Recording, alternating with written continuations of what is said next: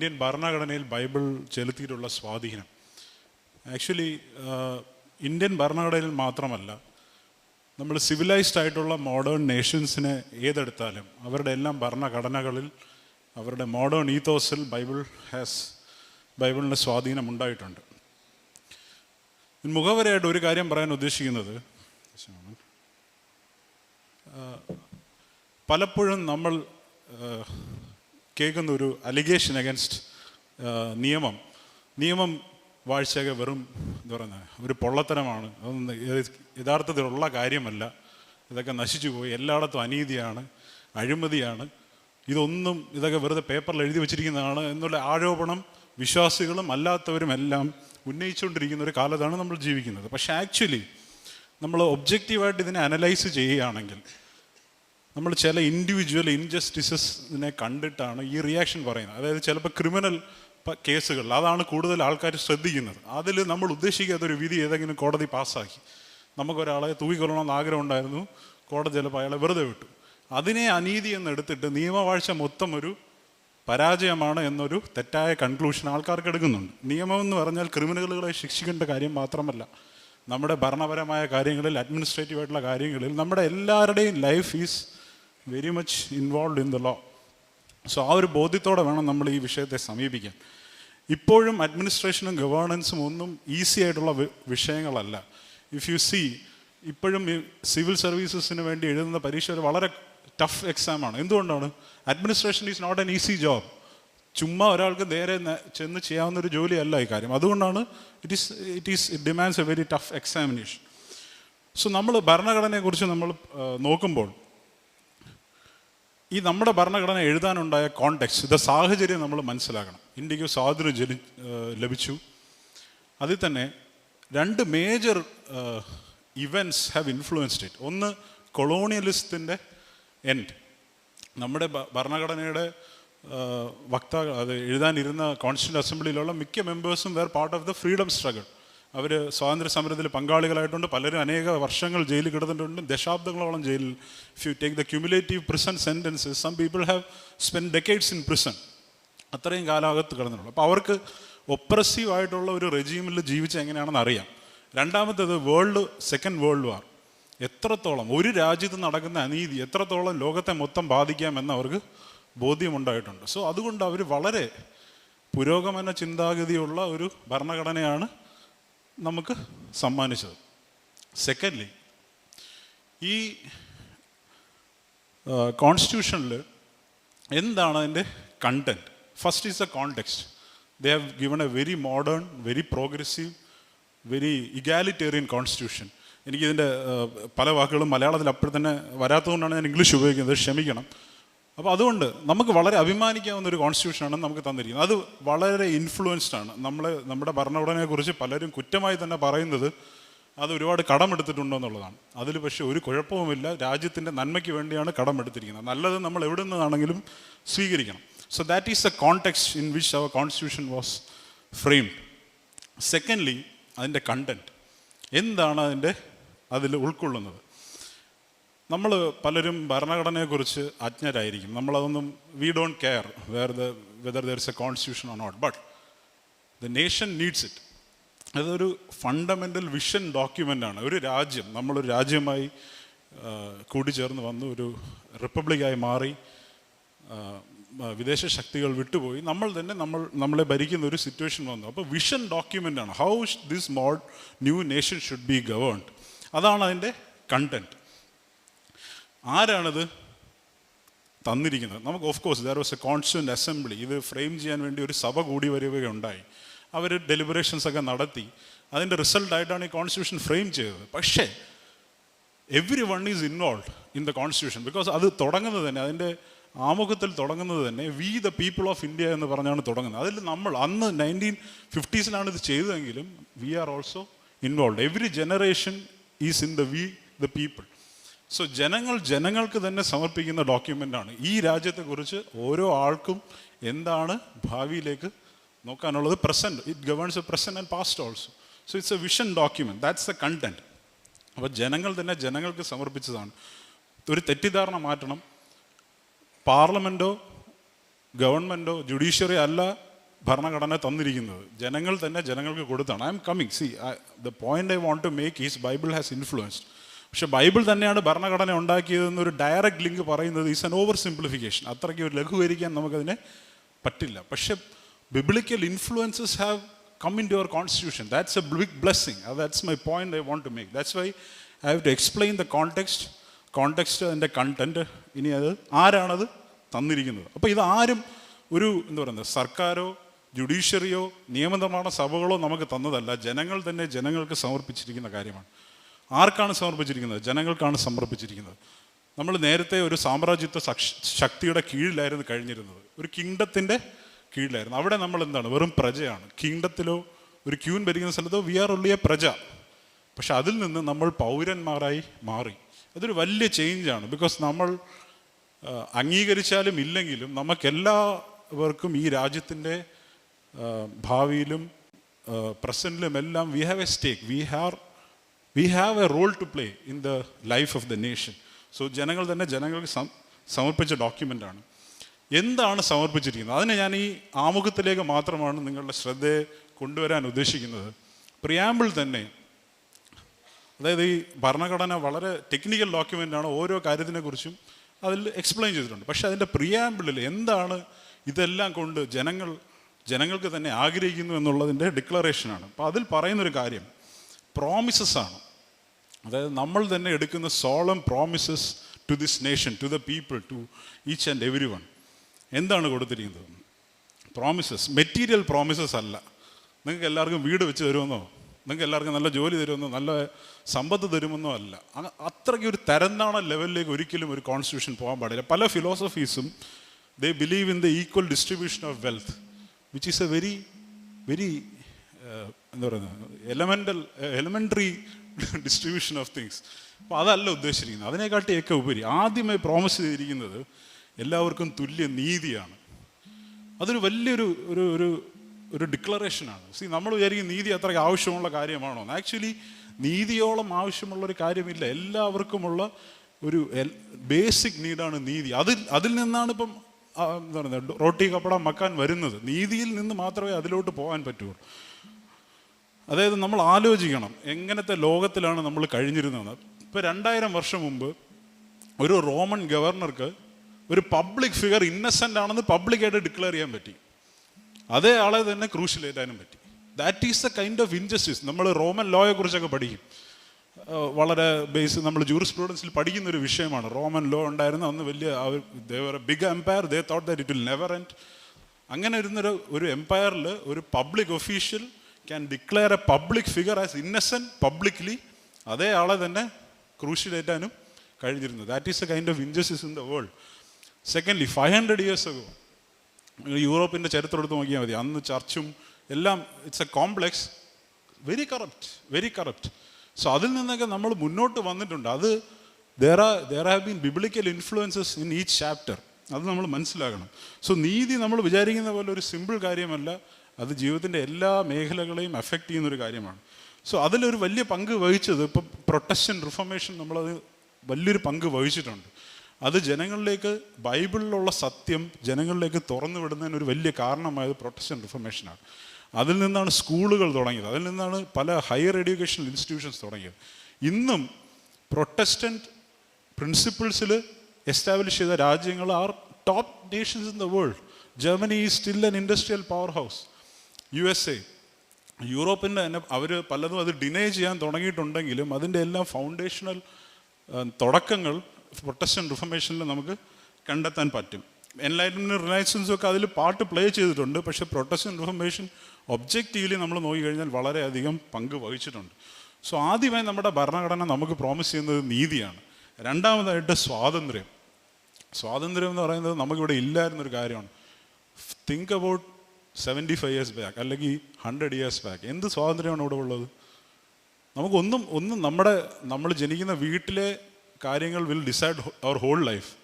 നമ്മുടെ ജാതിയോ നമ്മുടെ കമ്മ്യൂണിറ്റിയോ will decide everything about our life from birth to death. What kind of freedom is that? There is no social mobility. So ഭരണഘടന ആദ്യം promise ചെയ്യുന്നത് നീതി, രണ്ടാമത് പ്രോമിസ് ചെയ്യുന്നത് സ്വാതന്ത്ര്യം, മൂന്നാമത് പ്രോമിസ് ചെയ്യുന്നത് സമത്വം, equality, not just before the law, in everything, in thought, everything. അപ്പോൾ ഇതൊക്കെ ഇന്ത്യക്ക് വളരെ ഏലിയൻ ആയിട്ടുള്ള കോൺസെപ്റ്റ്സ് ആണ്. ബിക്കോസ് ഒരാളുടെ സാമീപ്യത്തിൽ മറ്റൊരാൾ ഇരിക്കരുത് എന്ന് പറഞ്ഞുകൊണ്ടിരിക്കുന്ന രാജ്യത്താണ് ഇങ്ങനെ ഒരു ഭരണഘടന, ഇങ്ങനെ ഒരു വാഗ്ദാനം നമുക്ക് തരുന്നത്. You are promised equality. നിങ്ങളുടെ നിയമം, നിങ്ങളുടെ ജനനത്തിൻ്റെ ബാക്ക്ഗ്രൗണ്ട് വെച്ചോ, നിങ്ങളുടെ കുടുംബത്തിൻ്റെ ബാക്ക്ഗ്രൗണ്ട് വെച്ചോ, നിങ്ങൾ ആണാണോ പെണ്ണാണോ എന്നുള്ള ഇത് വെച്ചോ, you will not be discriminated against. It's a great promise. നിങ്ങൾ ചിലപ്പം ഹൈ ഒഫീഷ്യലായിരിക്കും, പ്രസിഡൻ്റ് ആയിരിക്കും, പക്ഷെ നിങ്ങൾക്ക് ഒരു വോട്ടേ ഉള്ളൂ. നിങ്ങൾ ചിലപ്പോൾ കൂലിപ്പണിക്കാനായിരിക്കും, നിങ്ങൾക്ക് ഒരു വോട്ട് തന്നെ ഉണ്ട്. So equality, see how different it is. പണ്ട് റോയൽ ഫാമിലിയിലുള്ള ആളെന്ന് പറഞ്ഞാൽ ഹീസ് എ ഹൈ തിങ്. പക്ഷെ ഇന്ന് പ്രസിഡൻറ്റിന് ഒരു വോട്ട്, ഒരു കർഷകന് ഒരു vote. I'm not saying that both are very different. എൻ്റെ വ്യൂവിൽ അവർ രണ്ടുപേരും സിമിലറാണ്, രണ്ടുപേരും സിറ്റിസൺസാണ്. സോ ആ ഇക്വാളിറ്റി, സമത്വം. പിന്നെ ഏറ്റവും അവസാനം സാഹോദര്യം. അത് തന്നെ നിങ്ങൾ അതിൽ എഴുതിയിരിക്കുന്നത്, സാഹോദര്യത്തിൽ എഴുതിയിരിക്കുന്നത് fraternity assuring the dignity of the individual and the unity and integrity of the nation. നമ്മളെല്ലാം ഇപ്പം വളരെ വലിയ ചർച്ചകളിലൂടെയൊക്കെ കടന്നു പോയിക്കൊണ്ടിരിക്കുകയാണ്. ആരാണ് രാഷ്ട്രത്തിന് കൂടുതൽ കമ്മിറ്റഡ്, ആരാണ് യഥാർത്ഥ ദേശസ്നേഹി, ഇങ്ങനത്തെയൊക്കെ കുറേ ഫോൾസ് ടെസ്റ്റുകളുടെ കാലത്താണ് നമ്മൾ ജീവിക്കുന്നത്. അതായത് ഒരു പൗരൻ വന്ന് മറ്റേ പൗരൻ്റെ അടുത്ത് പറയുകയാണ്, യു ഹാവ് ടു പ്രൂവ്, നിങ്ങൾ തെളിയിക്കണം നിങ്ങൾ ഈ രാജ്യത്തോട് കമ്മിറ്റഡ് ആണ്. അങ്ങനെ ഒരു ടെസ്റ്റ് നടത്താനും ആർക്കും അധികാരമില്ല. സത്യം പറഞ്ഞാൽ ഒരു പൗരൻ മറ്റൊരു പൗരനെ അത് തെളിയിച്ച് കാണിക്കേണ്ട ഒരു ബാധ്യതയുമില്ല. അതിൻ്റെ I'm coming to the root, സാഹോദര്യം. അതിൽ പറഞ്ഞെന്താണ്? Dignity of the individual and the unity and integrity of the nation. രാജ്യത്തിൻ്റെ ഐക്യവും അഖണ്ഡതയും രണ്ടാമതേ പറഞ്ഞിട്ടുള്ളൂ. ആദ്യം പറഞ്ഞെന്താണ്? വ്യക്തിയുടെ മാന്യത. നമ്മുടെ ഇവിടെ തിരിച്ചാണ് പറഞ്ഞുകൊണ്ടിരിക്കുന്നത്. ഇപ്പോൾ പലരും പറയുന്നത് എന്താണ്? രാഷ്ട്രമാണ് വലുത്, അഖണ്ഡതയാണ് വലുത്, ഐക്യമാണ് വലുത്. നിങ്ങൾ ചത്താലും കുഴപ്പമില്ല, നിങ്ങളെ വെടിവെച്ച് കൊന്നാലും കുഴപ്പമില്ല, രാജ്യത്തിൻ്റെ അഖണ്ഡതയും ഐക്യവുമാണ് വലുത്. അല്ല, ഭരണഘടന പറഞ്ഞ എന്താണ്? വ്യക്തിയുടെ മാന്യത മാറ്റി വെച്ച് ഇതൊന്നും കാത്തുരക്ഷിച്ചിട്ട് കാര്യമില്ല. Unless you are respected as an individual. നിങ്ങൾ ഒരാളെ കൊന്നിട്ട് രാജ്യം മഹത്വവൽക്കരിച്ചിട്ട് കാര്യമില്ല. നിങ്ങളൊരു പൗരനെ മാറ്റി നിർത്തിയിട്ട് രാജ്യത്തിൻ്റെ ഐക്യവും അഖണ്ഡതയും വളർത്തിയിട്ട് കാര്യമില്ല. So it's a great promise. Secondly, ഈ വ്യക്തിയെ മാനിക്കാതെ നിങ്ങൾക്ക് ഫ്രട്ടേണിറ്റി ഈസ് ഇമ്പോസിബിൾ. എന്ത് ബ്രദർഹുഡാണ്? നിങ്ങൾ ഒരാളെ മാറ്റി നിർത്തുന്നു, അല്ലെങ്കിൽ അദ്ദേഹത്തെ അടിച്ചു കൊല്ലുന്നു, എന്നിട്ട് പിന്നെ സാഹോദര്യമുണ്ടെന്ന് വെറും പൊള്ളായ വാക്ക് പറഞ്ഞിട്ട് കാര്യമില്ല. So fraternity cannot be separated from dignity of the individual. And then അതിന് ശേഷമാണ് രാജ്യത്തിൻ്റെ ഐക്യവും അഖണ്ഡതയും ഒക്കെ. ആദ്യം ആ മനുഷ്യനെ നന്നാക്കുക. അവിടെയാണ് ക്രിസ്ത്യൻ മിഷൻസിന് വളരെ ഇമ്പോർട്ടൻസ് വരുന്നത്. Because they say every individual is valuable. ഓരോ വ്യക്തിക്കും വളരെ വിലയുണ്ട് എന്ന് ക്രിസ്ത്യൻ വേൾഡ് വ്യൂവിൽ വരുന്നുണ്ട്. These are the promises. ഇനി രണ്ടാമത്തെ കാര്യം എന്ന് പറഞ്ഞാൽ, ഒരു ആസ്പെക്റ്റ് ഓഫ് ദ കോൺസ്റ്റിറ്റ്യൂഷൻ കൂടെ പറഞ്ഞിട്ട് ഞാൻ അത് വിടാം. നമ്മുടെ ഭരണഘടനയുടെ ഭാഗമായി തന്നെ അതിൻ്റെ പാർട്ട് 3 പറയുന്നത് നമ്മുടെ മൗലികമായ അവകാശങ്ങളെക്കുറിച്ചാണ്. അതൊരു വളരെ ഇമ്പോർട്ടൻറ്റ് ചാപ്റ്ററാണ്. പലരും അത് റിയലൈസ് ചെയ്തില്ല. ഇപ്പോൾ അമേരിക്കയിൽ പോലും അവരുടെ ഭരണഘടന ഉണ്ടാക്കി 2 വർഷം കഴിഞ്ഞിട്ടാണ് ബിൽ ഓഫ് റൈറ്റ്സ് എന്ന് പറഞ്ഞാൽ, അതായത് അവരുടെ അവകാശങ്ങൾ ഡിക്ലെയർ ചെയ്ത് അതിൻ്റെ ഭാഗമാക്കിയത്. അതുവരെ അതിൽ ജസ്റ്റ് രാജ്യത്തിൻ്റെ ഘടനയെക്കുറിച്ചുള്ള കാര്യങ്ങൾ മാത്രമേ ഉള്ളൂ. അവർ പോലും 2 വർഷം കഴിഞ്ഞാണ് ഇത് റിയലൈസ് ചെയ്തത്. പക്ഷേ ഇന്ത്യയിൽ അത് ഭരണഘടന ഇനാക്ട് ചെയ്തപ്പോൾ തന്നെ അതിൻ്റെ ഭാഗമാണ്. അതായത് എൻ്റെ മൗലികമായ അവകാശങ്ങൾ ഭരണഘടന റെക്കഗ്നൈസ് ചെയ്യുന്നു. അതൊരു വലിയ കാര്യമാണ്. എന്താണ് മൗലികമായ അവകാശം? ഇപ്പം ജീവിക്കാനുള്ള അവകാശം, ഇന്ത്യയിൽ സഞ്ചരിക്കാനുള്ള അവകാശം, നമുക്കിഷ്ടമുള്ള ജോലി ചെയ്യാനുള്ള അവകാശം, ഇതൊന്നും ആരുടെയും ഔദാര്യമല്ല. ഭരണഘടന അത് റെക്കഗ്നൈസ് ചെയ്യുന്നു. It is an inherent right. നിങ്ങളൊരു മനുഷ്യനായി കഴിഞ്ഞാൽ അത് ഉള്ളതാണ്. അത് സർക്കാരിൻ്റെയോ അന്ന് ഭരിക്കുന്ന ഒരാളുടെയോ ഒന്നും ഔദാര്യമല്ല. അത് നിയമനിർമ്മാണത്തിൽ കൂടെ പോലും എടുത്തു കളയാൻ പറ്റില്ല. ഇപ്പം എന്താ പറയുന്നത്, നിങ്ങളിവിടെ ജീവിക്കാൻ പാടില്ല, ഇത്രയും പേര് ഇന്ത്യയിൽ നിന്ന് പുറത്തു പോകണമെന്ന് പാർലമെൻറ്റ് ഒരു നിയമം പാസ്സാക്കിയാൽ അത് കോടതി അതിൽ ഇടപെടാൻ ഉള്ള അവകാശം കൊടുത്തിട്ടുണ്ട്.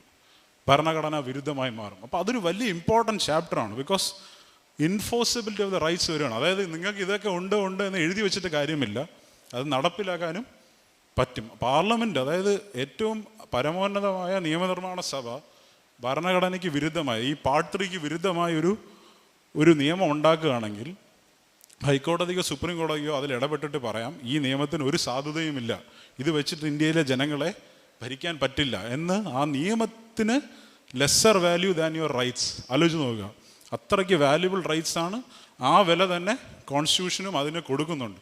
അപ്പം ഇതൊക്കെ ഒരു വലിയ കാര്യമാണ്. ഞാൻ പറഞ്ഞില്ല, നമ്മളൊരു പ്രജയിൽ നിന്ന് ഒരു പൗരനിലേക്ക് മാറിയപ്പോൾ വളരെ മുന്നോട്ട് നോക്കുന്ന ഒരു ഭരണഘടന നമുക്ക് കിട്ടിയപ്പോഴൊക്കെ കിട്ടിയിട്ടുള്ള വലിയ ബ്ലെസ്സിങ്സാണ്. ഇനി this is the context, the content and who has given, to whom it has been given. ഞാൻ പറഞ്ഞല്ലോ, നമ്മുടെ ഭരണഘടന വളരെ കടമെടുത്തിട്ടുള്ളൊരു ഭരണഘടനയാണ്. ഒരുപാട് ഇൻഫ്ലുവൻസസ് ഉണ്ടായിട്ടുണ്ട്. മോസ്റ്റ്ലി വെസ്റ്റേൺ നല്ല സിവിലൈസ്ഡ് നേഷൻസിലുള്ള ഭരണഘടന നമ്മുടെ ഭരണഘടന മേക്കിങ്ങിൽ ഇൻഫ്ലുവൻസ് ചെയ്തിട്ടുണ്ട്. അത് തന്നെയാണ് ഇന്ത്യൻ ഭരണഘടനയെ കുറ്റം പറയാൻ ഏറ്റവും കൂടുതൽ ഉപയോഗിച്ചിട്ടുള്ളത്. ഇപ്പം തന്നെ അത് ഇനാക്ട് ചെയ്ത സമയത്ത് ഒരു പ്രമുഖ ക്രിറ്റിക്ക് പറഞ്ഞതാണ്, quote, "the framers of our present constitution were not firmly rooted in the conviction of our single homogeneous nationhood." നമ്മളെല്ലാവരും ഹോമോജനസ് ആയ ഒരു നേഷനാണ്, എല്ലാവരും ഒരേ ടൈപ്പ് ആൾക്കാരാണ്. അതിനെ ഈ ഭരണഘടന കാണുന്നില്ല എന്നാണ് ഒരു ക്രിറ്റിസിസം. അദ്ദേഹം പറയുന്നത്, പിന്നെ യൂണിയൻ ഓഫ് സ്റ്റേറ്റ്സ്, നമ്മളൊരു ഫെഡറൽ ഇതാണ്, ഓരോ സംസ്ഥാനത്തിനും അവരവരുടേതായ സോവറൻ പവേഴ്സൊക്കെ കൊടുത്തിട്ടുണ്ട്. അവർക്ക് നിയമനിർമ്മാണം നടത്താം, അവരുടെ മുഖ്യമന്ത്രിയെ തിരഞ്ഞെടുക്കാം. ഇതും ഇന്ത്യക്ക് പറ്റിയതല്ല എന്നൊരു ക്രിറ്റിസിസം പറഞ്ഞിട്ടുണ്ട്.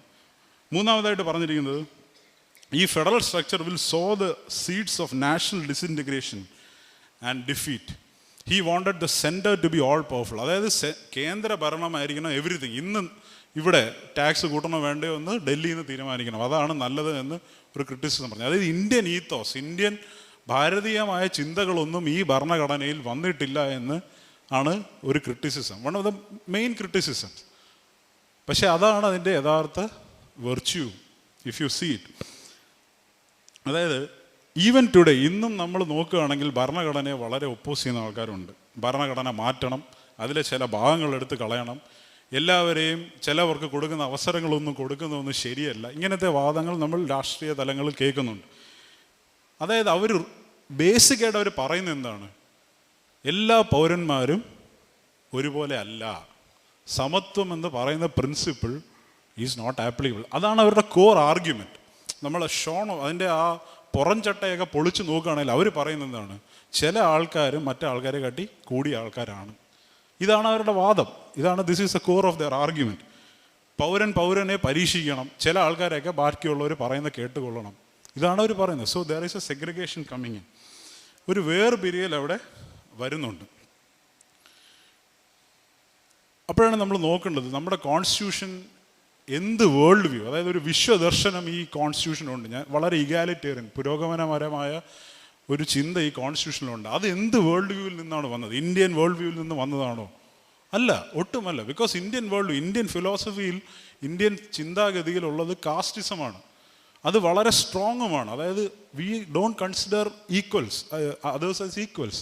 അത് ജീവിതത്തിൻ്റെ എല്ലാ മേഖലയും അഫക്റ്റ് ചെയ്തിട്ടുണ്ട്. അപ്പം നമ്മുടെ ഇന്ത്യൻ തോട്ടിൽ നിന്ന് ഈ ഒരു കോൺസ്റ്റിറ്റ്യൂഷൻ പോസിബിൾ അല്ല. That is A first thing. പിന്നെ അത് എവിടെ നിന്നാണ് വരുന്നത്? ഈസ്റ്റേൺ ആണോ വെസ്റ്റേൺ ആണോ എന്നുള്ളതാണ്. ഇപ്പോഴും നമ്മൾ നോക്കുക, eastern, if you take societies like Japan, അവർ ഒരുപാട് പ്രോഗ്രസ് ചെയ്തിട്ടുണ്ട്. പക്ഷെ അവിടെയും നോക്കുക, നിങ്ങൾ ആ അവരുടെ culture is governed by shame and pride. നമ്മളിപ്പോൾ ഞാൻ എൻ്റെ കുടുംബത്തെ നാണം കെടുത്തി, വലിയ പ്രോബ്ലമാണ്. അവിടെ ആൾക്കാർ ആത്മഹത്യ ചെയ്യാൻ വരെ റെഡിയാണ്. എൻ്റെ കമ്പനി ഉദ്ദേശിച്ച ലാഭം ഉണ്ടാക്കിയില്ല. ഇപ്പോഴും there are certain CEOs who will do ritual suicide, ഏറ്റവും പെയിൻഫുൾ വിധത്തിൽ സൂയിസൈഡ് ചെയ്യുന്നത്. Even now pride, shame. ഞാൻ എൻ്റെ ജോലി ഭയങ്കര നന്നായിട്ട് ചെയ്തു, അതിൽ അഭിമാനിച്ചാണ് അവരുടെ വ്യക്തിത്വം, അവരുടെ ഐഡൻറ്റിറ്റി അവർ കണ്ടെത്തുന്നത്. That is a eastern culture. Western culture on the other hand recognises individualism. അവരതിൻ്റെ എക്സസസിലോട്ട് പോയി, അത് വേറൊരു കാര്യം. ഈ വേൾഡ് വ്യൂസ് എവിടെ നിന്നാണ് വരുന്നത്? ഇപ്പോൾ Indian philosophy completely dominated by caste and community. Inequality is built in. അതായത് എന്താ പറയുക, അസമത്വം അതിനത് ബിൽറ്റ് ഇൻ ആണ്. അതിനെ നമുക്ക് ഒന്നിച്ച് കൊണ്ടുവരാൻ പറ്റില്ല. അംബേദ്കറൊക്കെ ഇത് വളരെ നന്നായിട്ട് സ്റ്റഡി ചെയ്തിട്ടാണ് പറഞ്ഞിട്ടുള്ളത്. അദ്ദേഹം പറഞ്ഞത് ഗ്രേഡഡ് ഇൻഇക്വാളിറ്റി എന്നാണ്. അതായത് ഓരോ ലെവലിലുള്ള ആൾക്കാരും have a vested interest to preserve it. എനിക്ക് താഴെ ഒരാളുണ്ടെങ്കിൽ എനിക്ക് ഈ സിസ്റ്റം പ്രിസർവ് ചെയ്യാൻ എനിക്കൊരു ഇൻട്രസ്റ്റ് വരും. അത്രയ്ക്ക് സ്ട്രോങ് ഗ്രേഡഡ് ഇൻഇക്വാളിറ്റിയാണ്. അതുകൊണ്ട് തന്നെ അത് സോഷ്യൽ മൊബിലിറ്റിയെ തടസ്സപ്പെടുത്തുന്നുണ്ട്. ആലോചിച്ച് നോക്കുക, അതായത് ആ ജാതീയ ചിന്തകൾ അനുസരിച്ച് നമ്മൾ ജീവിക്കുകയാണെങ്കിൽ, ഇപ്പം ഞാനൊരു ചെരുപ്പുണ്ടാക്കുന്ന ആളാണെങ്കിൽ, പക്ഷേ ഞാൻ ചെരുപ്പുകുത്തിയായിട്ട് തന്നെ ജീവിക്കണമെന്നാണ് ആ ഫിലോസഫി പറയുന്നത്. എനിക്ക് ചിലപ്പം എൻ്റെ കഴിവ്, എൻ്റെ ഗിഫ്റ്റിങ്ങും എല്ലാം ചിലപ്പോൾ ഒരു സർജനാവാനായിരിക്കും. പക്ഷെ അങ്ങനെ ചെയ്യരുത്, അങ്ങനെ ചിന്തിക്കുക പോലും പാടില്ല എന്നാണ് ആ ഫിലോസഫി പഠിപ്പിക്കുന്നത്. ആ ഒരു ഫിലോസഫിയിൽ നിന്ന് ഇത്രയ്ക്ക് സമത്വം പറയുന്നൊരു കോൺസ്റ്റിറ്റ്യൂഷൻ വരാൻ പറ്റില്ലല്ലോ. Because it will be inconsistent. So that is A thought that we have in this land. Secondly, ആലോചിക്കുക, ഇന്നും നിങ്ങൾ യുവാക്കളോടൊക്കെ സംസാരിച്ച് നോക്കുക, ആരുടെ അടുത്ത് വേണം ചോദിച്ചു നോക്കുക, നിങ്ങൾക്ക് ഏത് രാജ്യത്ത് പോകാനാണ് ആഗ്രഹം? പഠിക്കാനാണെങ്കിലും ജോലി ചെയ്യാനാണെങ്കിലും ഭാവിയിൽ ഇമിഗ്രേറ്റ് ചെയ്യാനാണെങ്കിലും ഏത് രാജ്യത്ത് പോകാനാണ് ആഗ്രഹം എന്ന് ചോദിച്ചാൽ എത്ര കൺട്രീസിൻ്റെ നെയിം വരും? Can you name 10 Nations? 10 നേഷൻസിൻ്റെ പേര് പറയാൻ പറ്റുമോ? Most of the list will end with 5. നിങ്ങൾക്കൊക്കെ ഊഹിക്കാം. ഞാനത് ആ കൺട്രീസിനൊന്നും നെയിം ചെയ്യേണ്ട കാര്യമില്ല. ആ നേഷൻസ് എന്ത് ഈത്തോസിലാണ് ബിൽട്ടപ്പ് ചെയ്യപ്പെട്ടതെന്ന് ആലോചിക്കുക. എത്ര പേർക്ക് ചൈനയിൽ പോകാൻ ആഗ്രഹമുണ്ട്? എൻ്റെ ഒരു ഫ്രണ്ട് കാലിഫോർണിയയിൽ ജീവിച്ചിട്ടുണ്ട്. അദ്ദേഹം ചൈന വിസിറ്റ് ചെയ്തിട്ടുണ്ട്. അദ്ദേഹം പറഞ്ഞത് പല കാര്യങ്ങളിലും ചൈന മുന്നോട്ട് പോയിട്ടുണ്ട്. പക്ഷെ ചൈനയിൽ പോകാൻ ആർക്കെങ്കിലും ആഗ്രഹമുണ്ടോ? അവിടെ ജീവിക്കാൻ ആർക്കെങ്കിലും ആഗ്രഹമുണ്ടോ? Any Islamic nation which you want to be a citizen of? ഉണ്ടോ? തുറന്ന ജയിലുകളാണ് പല ഇസ്ലാമിക് നേഷൻസും. ബിക്കോസ് അവർ ഇക്വാളിറ്റി പറയുന്നുണ്ടെങ്കിലും it is actually a very oppressive regime. നിങ്ങളെ കോടീശ്വരനാകാമെന്ന് പറഞ്ഞാലും നിങ്ങൾ നോർത്ത് കൊറിയയിൽ പോകാൻ റെഡിയാണോ? കോടീശ്വരനാകാം, നിങ്ങൾക്ക് ഇത്ര $1 million in your bank account. Are you ready to go to North Korea? No. അവിടെ ശ്വസിക്കുന്ന വായു പോലും ഫ്രീ അല്ല. Who wants to go there? So look at all the people who are queuing for immigration. നാട് വിടാൻ പ്ലാനുള്ള, ഈ ഇന്ത്യക്ക് വേണ്ടി ചിന്തിക്കണമെന്ന് ഭയങ്കരമായിട്ട് ഇന്ത്യക്ക് വേണ്ടി ചെയ്യണമെന്നൊക്കെ പറയുന്നവരൊക്കെ അവരുടെ മക്കളെ വിടുന്ന രാജ്യങ്ങൾ നോക്കിയാൽ മതി. എന്ത് പ്രിൻസിപ്പിൾസിലാണ് അവരുടെ കോൺസ്റ്റിറ്റ്യൂഷൻ, അവരുടെ രാജ്യം, അവരുടെ റൂൾ ഓഫ് ലോ ഒക്കെ കെട്ടിപ്പടുത്തിരിക്കുന്നത്. So this is not an accident. ഇത് നിങ്ങളൊരു കോയിൻസിഡൻസ് ആയിട്ട് നമ്മളതിനെ കണ്ട് കളയാനുള്ള കാര്യമല്ല. ഇപ്പം തന്നെ ഇതിലാണ് ഞാൻ പറഞ്ഞ when you analyse these things, ഈ കണക്ഷൻസ് നോക്കുമ്പോഴാണ് നമുക്ക് Bible how much it has influence a constitution എന്ന് നമുക്ക് കണ്ടെത്താൻ കഴിയുന്നത്. ഈ Judeo Christian world view has influenced our constitution very much. നമുക്കത് ഡിനൈ ചെയ്യാനൊക്കെ പറ്റുമായിരിക്കും, താത്വികമായിട്ട് ഡിനൈ ചെയ്യാൻ പറ്റുമായിരിക്കും, പക്ഷേ ഇറ്റ് ഈസ് എ ഫാക്ട്. ഇപ്പോൾ ഞാൻ പറഞ്ഞ പോലെ ഓരോ ഇൻഡിവിജ്വലിൻ്റെ ഡിഗ്നിറ്റിയെ രാജ്യത്തിൻ്റെ അഖണ്ഡതയ്ക്കും ഐക്യത്തിനും മേളിൽ കൊണ്ടുവച്ചൊരു ഭരണഘടന ഈസ് ബേസ്ഡ് ഓൺ ദാറ്റ്. ആ ഇൻഡിവിജ്വലിൻ്റെ വില മനസ്സിലാക്കുന്ന വേറൊരു വേൾഡ് വ്യൂ ഇല്ല ഇൻ ഓൾ അതർ സിസ്റ്റംസ്. ഇപ്പം നമ്മൾ ഇന്ത്യയുടെ കൾച്ചർ എടുത്ത് പോകുക, നമുക്ക് നമ്മുടെ കുടുംബത്തെ നിരാകരിച്ചുകൊണ്ടോ നമ്മുടെ സമൂഹത്തെ നിരാകരിച്ചുകൊണ്ടോ ഒരു കാര്യം ചെയ്യാന്ന് പറഞ്ഞാൽ ഭയങ്കര കല്ലറിയാണ്. You are not really free. Individualism പറഞ്ഞാൽ നമുക്ക് കല്ലറിയാണ് ഇവിടെ സമ്മാനം. അതുപോലത്തെ സൊസൈറ്റീസാണ്. So you are not really free. So ഇൻഡിവിജ്വലിൻ്റെ വില നിങ്ങൾ തോന്നിവാസം കാണിക്കണമെന്നല്ല ഞാൻ ആർഗ്യൂ ചെയ്യുന്നത്.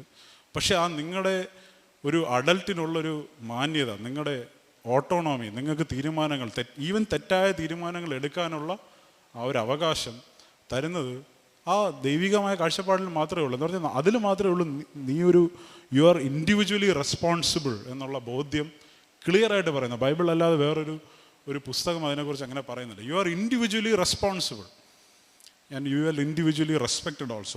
Both aspects are there. Individual affirmation, നിങ്ങളൊരു വ്യക്തി എന്ന നിലയിൽ ബൈബിൾ നിങ്ങളെ അഫേം ചെയ്യുന്നു, അതേസമയം നിങ്ങൾ വ്യക്തി എന്ന നിലയിൽ നിങ്ങൾ റെസ്പോൺസിബിൾ ആണെന്നും അത് പ്രഖ്യാപിക്കുന്നു. And that is A basis of true citizenship. അതായത് നിങ്ങളൊരു രാജ്യത്തെ പൗരനെന്ന നിലയിൽ നിങ്ങൾ പൂർണ്ണ സ്വാതന്ത്ര്യമുള്ള ആളാണ് എന്ന് വെച്ച് you cannot do what you want. എനിക്കിവിടെ ബാക്കിയുള്ളവരെല്ലാം അടിച്ചോടിക്കാനുള്ള അവകാശം തന്നിട്ടില്ല. You are supremely responsible also. You are supremely free, you are supremely responsible. ഈ ബാലൻസാണ് യഥാർത്ഥ പൗരത്വം. അപ്പോൾ അതിൽ നമ്മളൊരു എക്സാമ്പിൾ ഞാൻ പറയുകയാണെങ്കിൽ, ഇപ്പം ദാവീദിൻ്റെ എക്സാമ്പിൾ എടുക്കാം. ആലോചിക്കുക, ഒരു ഇടയനായിരുന്ന ആൾ ഒരു രാജ്യത്തിൻ്റെ തലവനായ കാര്യമാണ്. So an individual is respected irrespective of his background. പക്ഷെ അതേ ആൾ തന്നെ തെറ്റ് ചെയ്തപ്പോൾ, പാപം ചെയ്തപ്പോൾ ഒരു പ്രവാചകൻ എന്ന് പറഞ്ഞു. What was a response? He violated God's law. ദൈവം പറഞ്ഞ നിയമം തന്നെയാണ് തെറ്റിച്ചത്. എത്ര രാജ്യത്ത് ഇത് പറ്റും? രാജാവിൻ്റെ മുഖത്ത് നോക്കി പറയുകയാണ്, നീ പാപം ചെയ്തിരിക്കുന്നു, നീ ചെയ്തത് തെറ്റാണ് പറയുമായിരിക്കും. പക്ഷെ ആ ഹിസ്റ്ററി കാണത്തില്ല. പറഞ്ഞ ആളുടെ തലയും വെട്ടും, അതൊക്കെ മാച്ച് കളയുകയും ചെയ്യും. That history will be effaced. പക്ഷേ in the Bible it is recorded. അദ്ദേഹം സിംഹാസനത്തിൽ നിന്ന് ഇറങ്ങി അനുതപിച്ചു. So here is an individual who is respected, at the same time held supremely accountable. അതായത് ലോ തെറ്റിച്ചപ്പോൾ പ്രവാചകൻ വന്നത് പോയിന്റ് ഔട്ട് ചെയ്തപ്പോൾ he repented, he acknowledged it, he admitted that he was wrong. So അതാണ് ഞാൻ പറഞ്ഞത്, ഈ affirmation is a biblical principle, biblical concept. ഇപ്പം മോഡേൺ സെക്യുലർ യൂറോപ്പ് ഇതൊക്കെ മറന്നു പോയിട്ടുണ്ട്. അവരിപ്പം എത്തീസ്റ്റിലേക്ക് പോയിക്കൊണ്ടിരിക്കുകയാണ്. They don't know where they are from. അവരുടെ സൊസൈറ്റീസൊക്കെ വളരെ റെസ്പോൺസിബിളാണ് പല കാര്യത്തിലും, ഇൻഡിവിജ്വലിനെ റെസ്പെക്ട് ചെയ്യുന്ന കാര്യത്തിലും ഇൻഡിവിജ്വൽ ചോയ്സസിനെ റെസ്പെക്ട് ചെയ്യുന്ന കാര്യത്തിലും. പക്ഷെ അതൊക്കെ ബിബ്ലിക്കൽ വേൾഡ് വ്യൂവിൽ നിന്ന് ഉണ്ടായതെന്ന് ഇപ്പോൾ അവർ അംഗീകരിക്കുന്നില്ല. അമേരിക്കയിലാണെങ്കിലും മതേതരത്വത്തിൻ്റെ പേരിൽ പല എന്താ പറയുന്നത്, they are denying their own history. പക്ഷേ ഇതിൻ്റെ എല്ലാം റൂട്ട് ബിബ്ലിക്കൽ ട്രൂത്ത് തന്നെയാണ്. പലപ്പോഴും ആ റിഫോർമേഷനിൽ, പ്രൊട്ടസ്റ്റന്റ് റിഫോർമേഷനിൽ റിക്കവർ ചെയ്യപ്പെട്ട ഗോസ്പൽ തന്നെയാണ് ഇതിൻ്റെ എല്ലാം അടിസ്ഥാനം. ഒരു കാര്യം കൂടെ ഞാൻ പറഞ്ഞിട്ട് നിർത്താൻ ആഗ്രഹിക്കുന്നു. അതായത് ഡെമോക്രസി, നമ്മളെല്ലാം ജനാധിപത്യത്തിലാണ് ജീവിക്കുന്നത്. വലിയൊരു ചേഞ്ചാണ് ഫ്രം എ കിങ്ഡം, ഒരു സാമ്രാജ്യത്തിൽ നിന്ന് രാജ്യത്തിലേക്ക്, ഒരു റിപ്പബ്ലിക്കിലേക്ക് വന്നിരിക്കും. ഒരു ട്രൂ ഡെമോക്രസിയിൽ നമുക്ക് എല്ലാവർക്കും പങ്കുണ്ട്. True democracy cannot work without education. നിങ്ങൾ ഇല്ലിറ്ററേറ്റ് ആണെങ്കിൽ നിങ്ങൾക്ക് രാജ്യത്തെക്കുറിച്ചുള്ള കാര്യങ്ങളിൽ ഇഫക്റ്റീവായിട്ട് കോൺട്രിബ്യൂട്ട് ചെയ്യാൻ പറ്റില്ല. Especially vote. നമുക്ക് 5 വർഷത്തിൽ ഒരിക്കലേ വോട്ട് ചെയ്യാൻ പറ്റുന്നുള്ളൂ. അതൊരു വളരെ ഇൻഫോംഡ്, അതായത് വളരെ ഡെലിബറേഷന് ശേഷം ചിന്തിച്ചെടുക്കേണ്ട ഒരു തീരുമാനമാണ്. അതിൽ നമ്മൾ ഫെയിലായി കഴിഞ്ഞാൽ നമ്മുടെ ഒരു പ്രൈം ഡ്യൂട്ടിയിൽ നമ്മൾ ഫെയിൽ ആവുകയാണ്. You are giving the country to the wrong person. അപ്പോൾ അതിൽ നമുക്ക് വിദ്യാഭ്യാസം ഉണ്ടായിരിക്കണം, വിവേകമുണ്ടായിരിക്കണം, നിങ്ങൾക്ക് വേർതിരിച്ചറിയാനുള്ള കഴിവുണ്ടായിരിക്കണം. ഇതിലെല്ലാം എഡ്യൂക്കേഷൻ ഈസ് വെരി ഇമ്പോർട്ടൻറ്റ്.